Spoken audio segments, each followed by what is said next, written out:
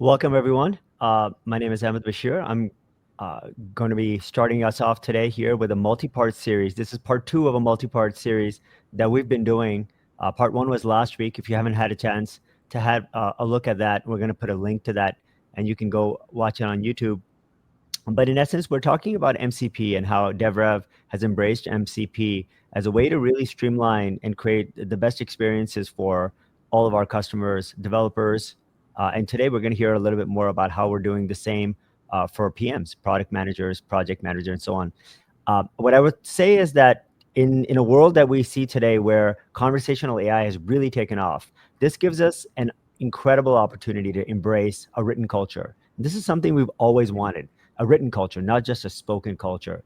And what that means is that the systems of record of today, they must embrace the tools of today. We think DevRev does that as well as anything on the market, not just for engineers, but for PMs as well. And that's the perfect moment for me to introduce my buddy Shashank. Shashank, how are you? I'm good. Hi, Ahmed, and hi, everyone. Yeah. So we'll get right to it. But right before, I'll let you guys know, right before this, I was talking to Shashank about the fact that I'm having to do this remotely from Yosemite. Not usually, I'm usually doing this from either the office or my home place. But Shashank is actually an avid nature lover as well. But he reminded me that actually when he wants to do a hike, he goes into the Alps. I don't know if I can compete with that, Shashank. But I do want to see you at Yosemite at some point when you visit us. Yeah, sure. And I think we can do a competition.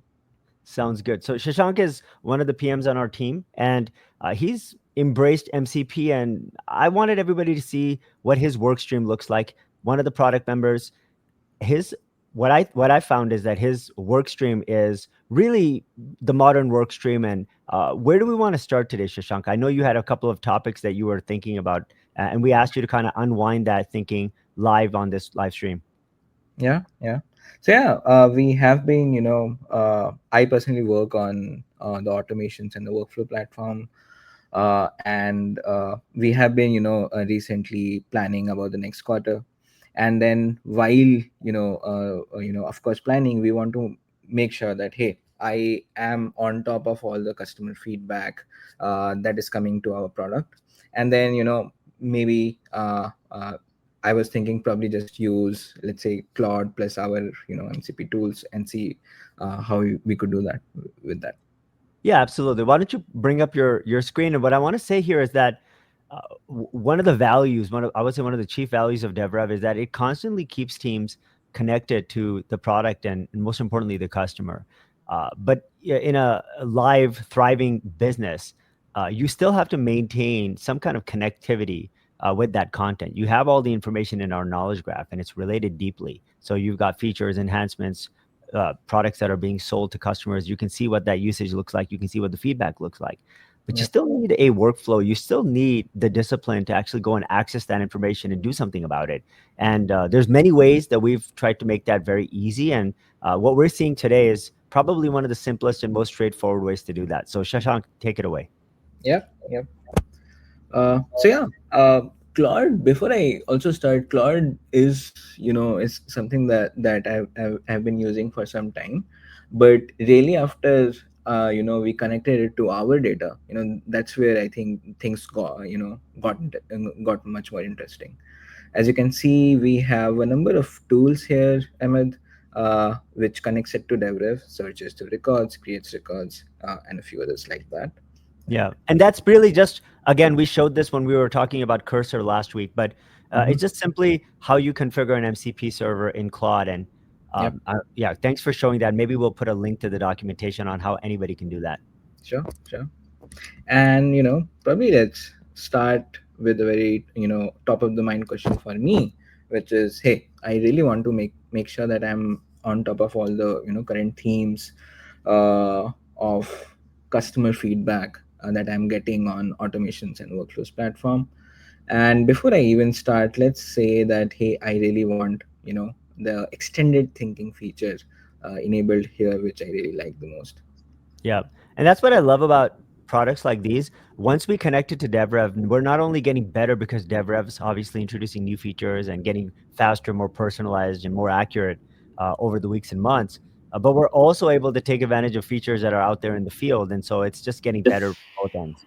Yeah. Yeah. So yeah, and let's start and see how it Yeah. goes. Well, that's going to do some thinking, and we'll talk about what it shows. What I want to say is this: the data that we're going to be passing back here. What's amazing about it is, by the way, anybody who's thinking about what workflow builder might be, as Shashank said, we've got a pretty strong workflow automation system. It's not just low code or no code through a UI or an API interface or a conversational interface, but we're also supporting high code, so you can write programs, full on programs, templates, and start to actually build more and more specific experiences. And of course, we've got a marketplace where you can go and see what else can be done, connectors and automations and things that facilitate your day-to-day experience. But you can also build your own. And here in this particular case, we've spent a lot of time and effort on building that workflow engine and that workflow builder experience. Shashank himself personally has put a lot of time into it. And obviously, we've got customer feedback coming in. Not everything's perfect. Let's have a look at what we found just with that one query to Claude. It's going to be able to go grab that data from DevRev, and maybe we walk through what some of the thinking steps look like. Yeah, yeah.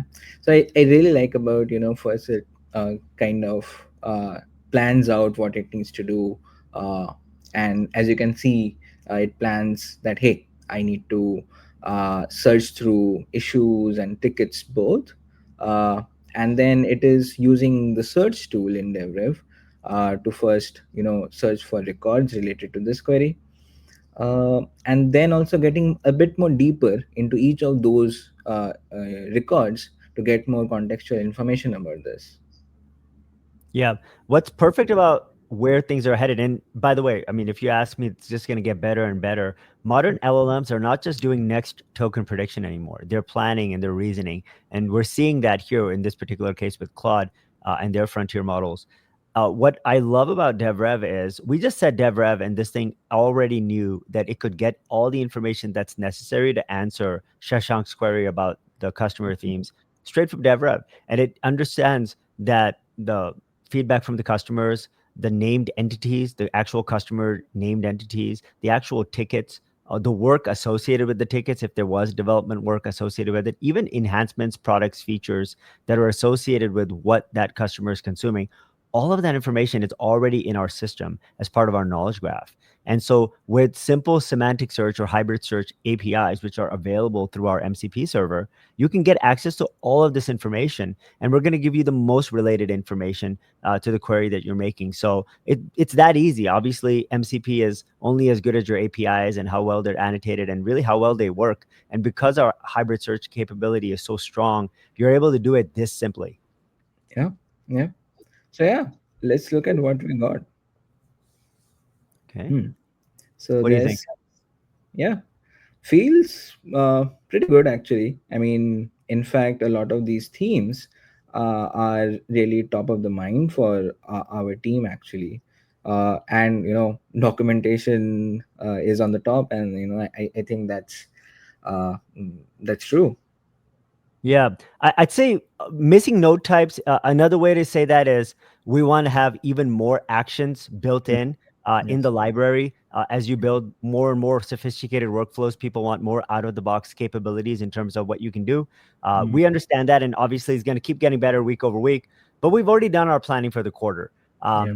So I think the usability issues, if there's something critical there, perhaps. But the number one thing seems like really the number one thing in my mind, at least documentation and learning resources. Obviously, I don't think we've put in nearly enough time in that. So if we were going to take, I don't know, 20% of this quarter, maybe I know we've got a couple of extra interns in the summer. So maybe this is something that they can give us a big lift on. So can we go deeper on that, Shashank? What do you think? Can we squeeze that in? Yeah, yeah, yeah. So let's go a little bit more deeper on the documentation pieces and see what's and peel some onions there. So let's say, Okay. okay. And it's super conversational. You're just saying this is interesting. You're kind of acknowledging and validating, but you want to go deeper on that first one. And you don't have even you Mhm. have to say it exactly the way it's written. This is perfect. You're just gonna say go deeper, and it's gonna go deeper. It's that Yeah, simple. I love it. yeah. While we're gonna see this, what you're going to find is that it's heavily dependent on, first of all, it knows to use the DevRev tools. Number Mm. two, it's heavily dependent on this powerful search feature. Search is so important, so critical. But what's really important beyond search is once you have actually figured out the information that you're interested in, not just the primary object, but the related objects because of the connectedness of this matter, because you're going to be looking up customers, you're going to be looking up tickets, you're going to be looking up themes, you're going to be looking up products and features, and then finally also issues. You're going to want to look all of that information up in the system of record. And because DevRev is also a system of record or can connect bidirectionally with your system of record, you can continue to actually make the same API calls against the same MCP server, and it'll continue to give you richer and richer data. So to go deeper on this is just a matter of figuring out what are the hybrid search calls to make, and then to basically ascertain what are the objects that are being brought back. In fact, if you actually go look at that search, we'll actually be getting back objects. And then what we do is we actually look up the details of those objects so that we can put together a conversational response. So super interesting. And the fact that it's making so many object calls means that on those hybrid search results, we got back a lot of good information between customers and tickets and themes and social timelines and everything else that we've got in our product. So it's able to kind of get more and more context, more and more depth to the response. So now Yeah. we've got our deep dive. Let's take a look. Let's see. So, uh, yeah, I think someone is asking about, hey, can I get a really short video about workflow builder? I think they are a bit unhappy about this, so that's a little bit painful. Okay. Uh, and small case is also talking about documentation for a particular node. Immutable is also customer. They're saying that using boolean values is a bit confusing and probably more documentation would be helpful. And Mm-hmm. I think pain points by category, this is an interesting, I would say, answer, because it has now categorized the documentation feedback into different clusters. That is also, I think, good to uh, talk about. Yeah. Yeah, I mean, what I want to highlight here is the fact that we're embracing and really marrying structured and unstructured data beautifully. Yeah. Even though we're getting back sort of a categorical response in terms of where we want to put our time, if we want to improve documentation and learning resources, you can also see that it's referenced, and all the tickets that we're extracting information from, they're cited. These are real tickets that you can go and click on, the customer names. You can also see what the severity is. You can start to also see some other states and stages. You can see that some of these things are active. These are states. This is not just a categorical response from a large language model. These are actual states fields in our system of record. And these can be set up natively in our product, or these could be synced bidirectionally from other systems of record that we're connected to in DevRev. So this is just what I would say a perfect marriage between getting really, really good feedback, summarization, categorization, prioritization type information that LLMs are really good at, but also being able to marry that with heavily cited information from systems of record where states, fields, and other sort of critical meta information can be shared. And what I think is outstanding is that we're getting real quotes from customers. And I think that that connectivity to actual facts from the system combined with sort of the commentary is exactly what we're looking for with these modern tools. Yep. Yep. I mean, one thing that at least I am looking at this is this feels a little bit too long. So probably I would want to massage this a little bit more in this particular response. So let's see. And I don't want it to create efforts just yet. Absolutely. I mean, that's probably hallucinating a little bit, but obviously that's part of our job is to figure Yeah. out how to massage the information so that we can make it effective. I mean, what's happening here, guys, is, and this is something PMs do all the time, right? They're synthesizing feedback from multiple sources.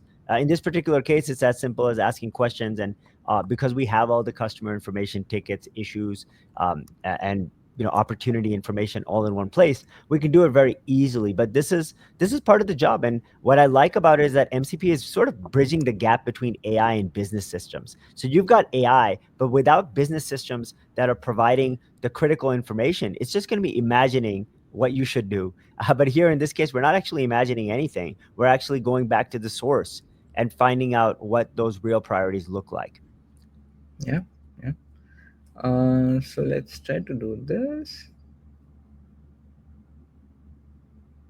Obviously, you've made a few calls here. This is part of the job in terms of synthesizing, but notice that we haven't actually left this one window. So there's no context switching here. And I talked about this last time we had this MCP conversation.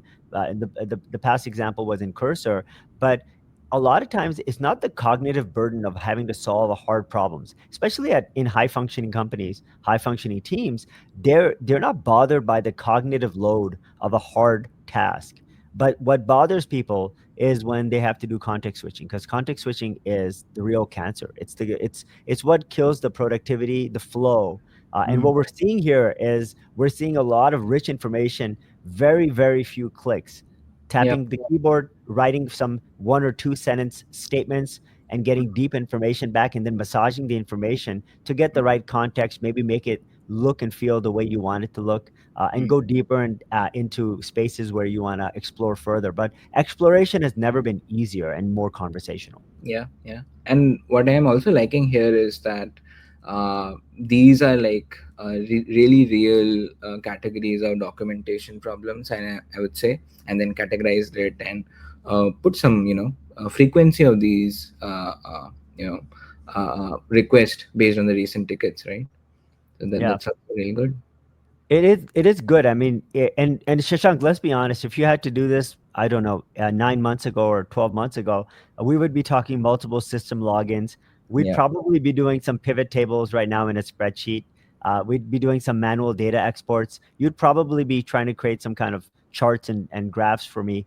Here, it's as simple. If you really wanted to make a chart and graph out of any of this, you could probably do that yeah, very quickly. So this is a, I would say, a 10x on where we were, let's say, 9 months ago. exactly, exactly. Yeah. So let's see.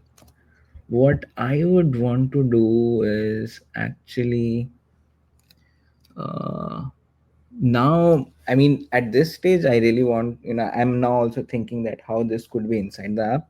But even before that, uh, let's remove the missing learning journey. I don't really want that. Okay. I guess that's unnecessary. Like, tell me why you're just trying to now massage this information. What do you not like about this? Yeah, I mean, this is a bit redundant. It's like giving a little bit more flair to this thing. Okay. uh, Dramatic flair. It has already been here, right? Got it. Okay, sounds good. So that's your artistic license, I guess. I mean, Yeah, what's really interesting here is that the data is going to stay in DevRev. yeah, All the data is in DevRev. It's going to stay in DevRev. All we're seeing here with Claude is that it's providing, I guess, an intelligence layer on top of it, which is all you really need once you have all the information in one place. yeah, yeah, yeah. Let's see That's this good. version. Yeah. Okay. And it removed the section you didn't want. Did it add anything unnecessarily? No, no, it just removed it. Okay. Sounds good. So if you like what you see here, what's Mhm. next? So now I really want this inside the app because that's where, this feedback around documentation, we can then plan about it and then talk about it in the sprints, right? Well, I mean, So look, I'll just mention this.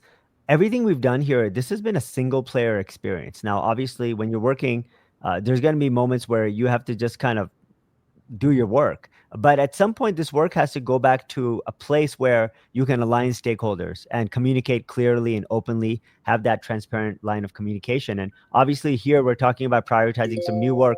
We're going to need people to align with this. So, how do we get this into the system as quickly as possible with as much sort of authenticity as possible? yeah, yeah. So let's try to do that. So I would go ahead and try to say that, hey, uh, create an enhancement in DevRel for these improvement that we're suggesting here. And by the way, Okay. enhancements in DevRel are like, a collection of work item for a particular, project or a product. Mm-hmm. Yeah, no, enhancements. We've talked about enhancements last time as well. It's the perfect way to encapsulate a body of work that teams are going to prioritize.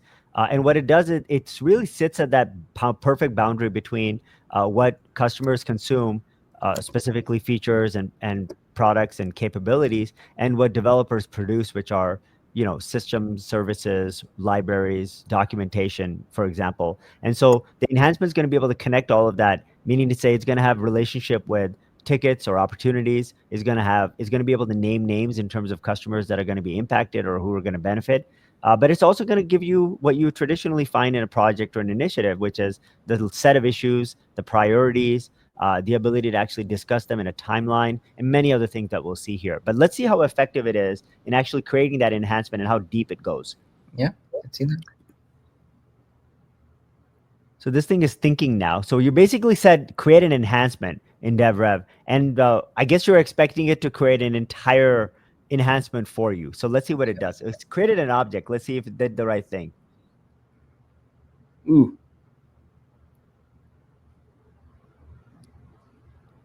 Okay, so it's created an object. it's creating an It- object. yeah. So what do you think? Can we make it? Do we want to create an? Okay, so what it's saying is I'll create an enhancement, and then what does it do? Now it says it is trying to create an issue. Okay. Let's. Interesting. Why don't we ask it to create an enhancement and say ENH? I mean, Yeah, it's obviously MCP, so it's not always going to call the exact tool. I don't think there's anything wrong with creating an issue here, and we could upgrade that to an enhancement if we wanted. But I mean, the amount of work that we're talking about here is probably more than you would want to do with a single issue. This issue would probably go on yeah, for weeks, yeah, probably require at least one or two people to spend significant exactly. amount of time. So what we should do is maybe just tell it to create the type of part that we call enhancement, Yep, and maybe yep, we capitalize the E. yep. And this is where sometimes these are some prompting techniques will help, like using the specific parameters of the tools helps them to understand MCP Claude a bit better. Okay. And I mean, of course, some of these things are probabilistic. So what I would say is that you probably didn't have to put these parentheses Yep, many times, but in this yep, particular case, let's give it a go and see if this helps. Prompt Engineering 101. yeah. So now it's going to think more, and the little jellyfish thing is going to go after it. Okay, so type enum. Okay, so now what is it doing? Now I think it's creating a enhancement. Oh, perfect. And yeah, and good part about this is that I think it is also searching.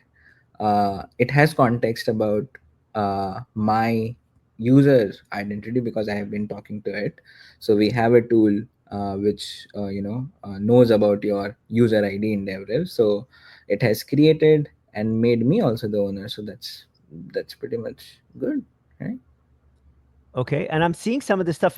What's really cool is that this enhancement doesn't live as a on an island. It's Yeah, not disconnected from the rest of the ecosystem. So it looks like from the key details, I can see that not only are you the owner, but it's set the stage appropriately. It is an idea, so it's an ideation.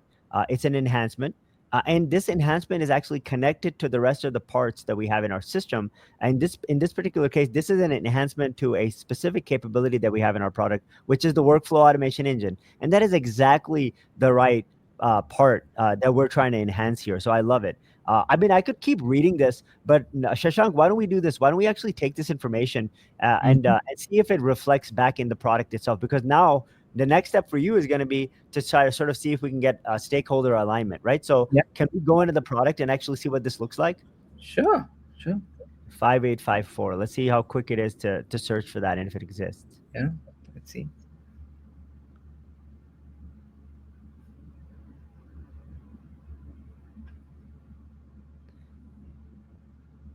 Now, of course, even though we've created this work, this is just one man's sort of 15, 20 minutes of effort. What we're going to want to do is now take this sort of seedling and actually turn it into something that people are excited about. So there's going to be conversations. There's going to have to be some development buy-in. There's going to have to be some designer buy-in, probably somebody from the documentation team. So we're probably going to want to loop them in. We may want to actually message them right after this. So first, let's start off with the search function and see if we can pull it up Yeah, here on the side panel. let's see. So let's you 5854 was it, right? Was it? Let's have a look. Okay. Yeah. Yep, 5854. I got it on the top. Okay. Workflow Let's have a look. builder, documentation, and learning hub. Let's see. Okay. Okay, so we're going to create a documentation and learning hub. That's a good title. And obviously you did not create that title. That title was created for you. Yeah. Everything looks pretty good. Why don't we add another owner? I think we should add Ben because he's on the knowledge side. He's on the learning side. So I think we should add Ben here as well. So let's Let's add see. Ben. Okay. And next thing what I do is obviously we're looking at the description, which looks fantastic. We'll get back to it. But can you actually just at mention Ben and just tell him that, we're going to want to talk about this real quick? Yeah. So now you guys can see that we've got so much rich information in this enhancement, and now we can go do everything else that's necessary. Because remember, being able to do some thinking, deep work on what the next steps, what the product needs in the next sort of phase of growth for us, that's part of the job. But the rest of the job, the other 90% of the job, actually happens here in DevRev. But I just love the fact that we were able to create this rich experience, this enhancement with all the deep connectivity just through 20 minutes of Claude. But I think there's more to it. Actually, Shashank, I see that all the issues, or maybe at least some of the key issues associated with getting this job done, they've already been created. Now, how did that happen? Yeah. Yeah. That's also, an interesting automation happening, uh, at the background. So that looks something like this. So I've Mm. created kind of a personal workflow for me in DevRev. So whenever enhancement is created, and if it is created by me, I ask an agent to look at the enhancement descriptions and kind of break down the problem statements and make individual issues. I mean, of course, it's not 100% there, but it gives me a good draft of work items, and a lot of time very easy to start the sprint that way. Yeah, I think so, and I think for development teams that are doing work triage on a weekly basis or on a biweekly basis, they can now start to see these issues Mm. connected back to this enhancement, and they're probably going to want to talk to you, and you'll probably see them mention you in this timeline of conversations that we've started. And there'll probably be a thread, and that thread will be now deeply connected to this enhancement and the issues are associated with this enhancement. And the best thing about it is all the dialogue, all the commentary stays in one place, and all of it is available for search, automation, analytics for us in the future with DevRev. So I love that this really gets us off on the right path. There's an incredible level of consistency we're going to see because these issues are created, categorized promptly, and you can really start to see life cycle because you're not delaying things. You're not delaying the creation of work. You're not delaying the creation of conversations. And I'm sure you could have created tremendous number of workflow automations here to trigger discussions with people and start threads and maybe even break down other problems or maybe even see if there's related work that's in the system that you need to connect to this enhancement. Yep, exactly. Yeah. And this particular agent is not only just looking into the enhancement, this like description. It has access to past tickets, issues. It can search through it, and of course has a tool to create issues, and based on those information, it is trying to give us these issues. I And in mean, this particular case, do you feel like these issues are well laid out? I mean, they look pretty good to me. yeah, yeah. Add a reference guide. you know uh, to be honest, we were just discussing this last week, and let's see what it has work items, some acceptance criteria. So at least we are getting a good first draft of it, I right? agree.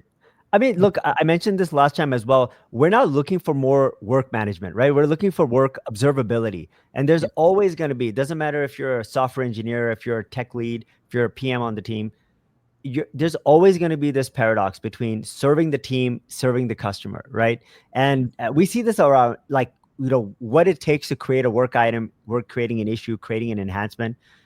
Obviously, it's not very expensive, but it's a context switch, and it's not just about creating it; it's about keeping it alive. And you can see that we probably saved ourselves 20 clicks by having this information be passed through and created through MCP, which I really love. And we're gonna always have this tension between doing the work and documenting the work. And when you were actually having that conversation, you were actually doing work. And Yep. what happened is that with one sentence, create this enhancement part in DevRev, you were able to actually uh, document the work and start to bring some continuous attention to this product, because now that it's in the system, it's going to get triaged, it's going to get mentioned, it's going to get interest, and you're going to be able to align people.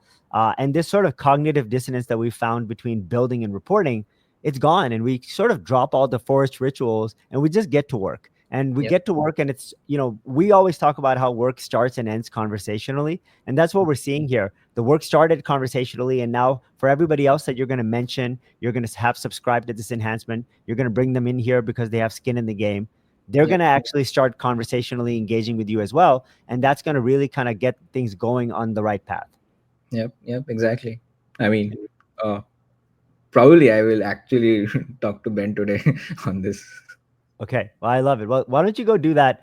I think we're up on time now. It's been 30 minutes. I Mm. appreciate everybody who joined us to watch this live. If you don't get a chance to watch this live, hopefully you get a chance to watch it on YouTube or later on LinkedIn. So thanks everybody who joined us for this conversation.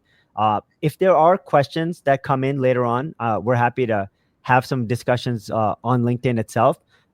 We're seeing some notes here. Love the phrasing, doing the work versus documenting the work. Appreciate it, folks. It's an anonymous user, so I can't put your name out there. Speaking of names, actually, well, some of the work that you're seeing here in terms of the MCP integrations, I just want to give a quick shout out to Aman. He joined us 3.5 weeks ago, and some of the things that you're seeing here in terms of tools, those are things that he's contributed. Actually, many of those things he's contributed, and he's doing a lot more. So we're very excited to show you more and more in terms of just how seamless it is to get work done, no matter who you are inside DevRev. So thanks, Aman. And again, this MCP server of ours, it's an official MCP server. It's available if you guys want to contribute or discuss it. We're gonna, share our Discord channel, and you guys can meet us there. I should say Discord server. But yeah, that's all from our side. Thanks everybody for watching. Shashank, it's been a pleasure to work with you for the last 30 minutes here, and hopefully you get a chance to talk to Ben and get this out the door. Yeah. Yeah. Sure. Yeah. Thanks everybody. Take care. Bye.